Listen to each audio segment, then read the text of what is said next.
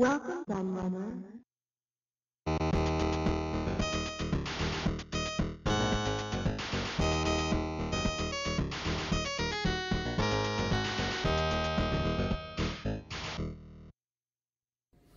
Hey everybody, Q&A the Laird here, and I have a new old book review for you.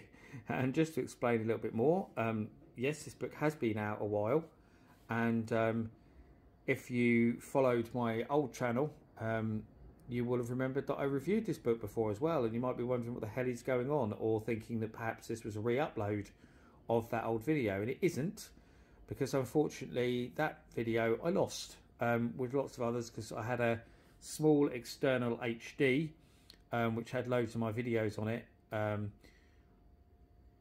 lot of the ones that I actually made on my laptop, my previous laptop before I upgraded to the PC I've got now, and the laptop didn't have a massive hard drive like my main PC has now, so I was using an external HD quite a lot, and unfortunately I went to use that external HD and found that it was absolutely knackered, and tried to do a recovery on it as well, and didn't really get anywhere, couldn't get anything off it of any value really at all, which is a shame, because I lost quite a few reviews, book reviews. I lost a load of Atari Lynx related videos and some other stuff.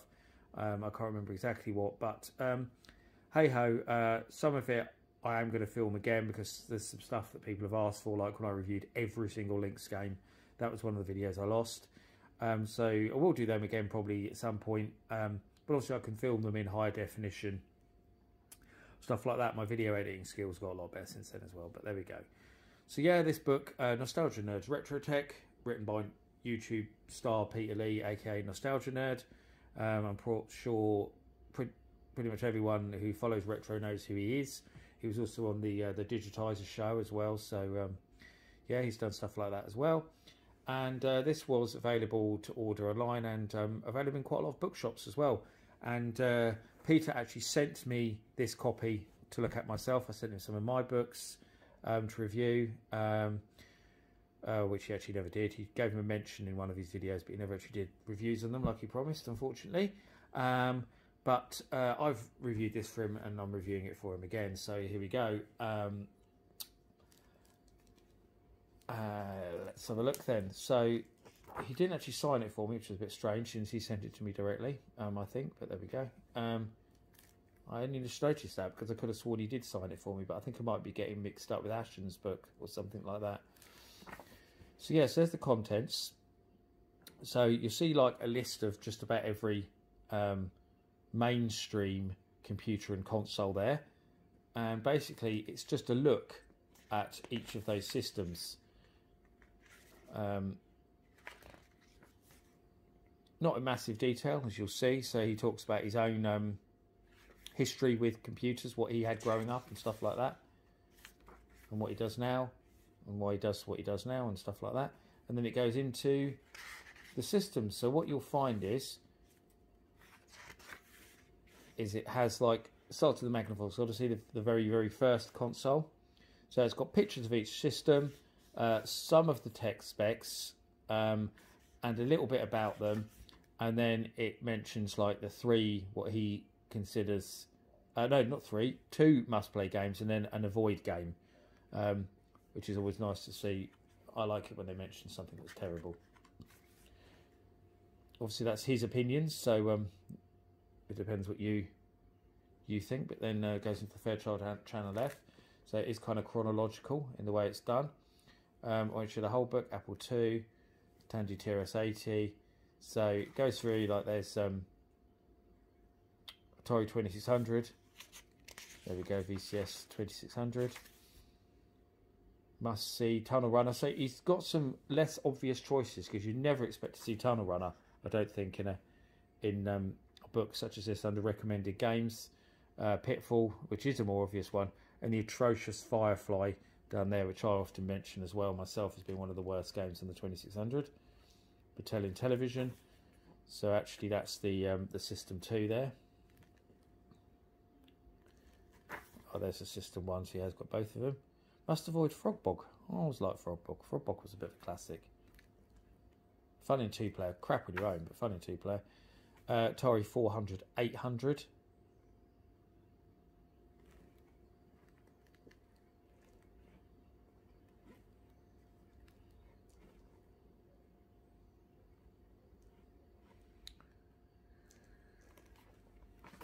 and it shows the 800 XL there. So he should have really called that Atari 8-bit because he's covered all of them, not just the 400 and 800. So he's right. Congo Bongo is a bit crap. Not the worst game. There's worse stuff than that. So yeah, and it pretty much goes on like that. Commodore 64, Spectrum, ColecoVision. There's the Atari 5200 there. The book's falling down, so you probably can't see it. So you get SG-1000, so there's, you know, stuff that didn't come out in the UK as well. The Acorn Electron, Commodore Plus 4, Atari ST, Master System, Acorn Archimedes. So yeah, there's lots and lots and lots and lots and lots of stuff in there. Atari Falcon. Don't agree about avoiding Road Riot. I really like Road Riot. The controls on the Falcon version are a bit twitchy, but I still really like it.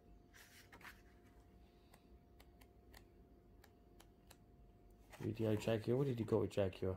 Any of this Predator Tempest 2000 are two really obvious choices then. I must avoid Club Drive. Fair. Club Drive is pretty rubbish. So that's it really. Goes up to Xbox. There we go.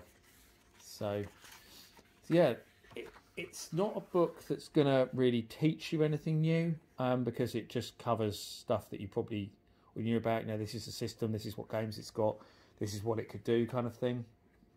So you're not really going to learn anything new from it. You're also it's going to have a lot of stuff you've kind of seen and heard before in it. And one thing I do want to mention is, though, I mean, it does have a few silly little mistakes in it that somehow crept in, unfortunately, which is a bit annoying when you're doing a fact sheet, and then on there's quite a few where it get facts wrong. Like, for example, here it's got the release date for the Atari 7800 as May 1986, which isn't really true, because it was actually originally released in 1984 and then re-released in May 1986. So it's, I suppose that one could be argued somewhat there, but it's not 100% true. There's also another really horrendous mistake, which we all had a good laugh about when we saw it, which is TurboGrafx 16. Yeah, TurboGrafx. And someone pointed out as well that on a couple of the pages had the wrong motherboards. I'm not techie enough to know, to be honest, when I saw them, whether they were the wrong motherboards of what it was mentioning. So yeah, that's strange. Colour 61. I was always sure that the Mega Drive was colour 64. So I'm not sure where the colour 61 bit comes from. I've never heard that before. Yeah, strange. Okay. But yeah, that's pretty much it really. It's an okay enough book. It's not anything special. It's, like I said, it's not going to really teach you anything new. You're not going to learn much from it, but it's quite a small book. It's not that big. It's quite thin. It can also be had quite cheaply. I've got the price at £15, but I know before lockdown kicked in, I saw this in the Works. I think a lot of people pick this up at the Works, actually, if you're in the UK. And the Works was selling it for, I think it was £4. So it can be picked up pretty cheaply now if you are interested in this this book. It doesn't really go into the levels of detail that he does on his YouTube channel, which I found quite strange, because considering the sort of really in-depth coverage he does on his YouTube channel, I was expecting something a bit more in-depth, I guess, from the book. As it stands, it's quite similar to a lot of other books out there, like the Haynes manual that I covered on the channel recently. It's very similar to that, in fact. That covers more systems than the Haynes manual, but the Haynes manual has like more games in it, for example.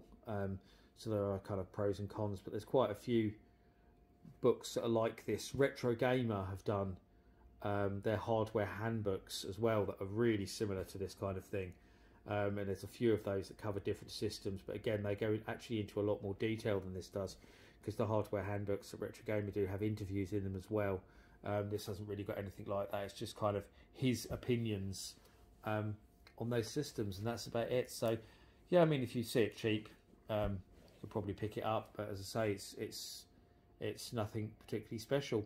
I've been the Retro Lad. I thank you for watching, and I'll see you all again for another video very soon. Bye bye.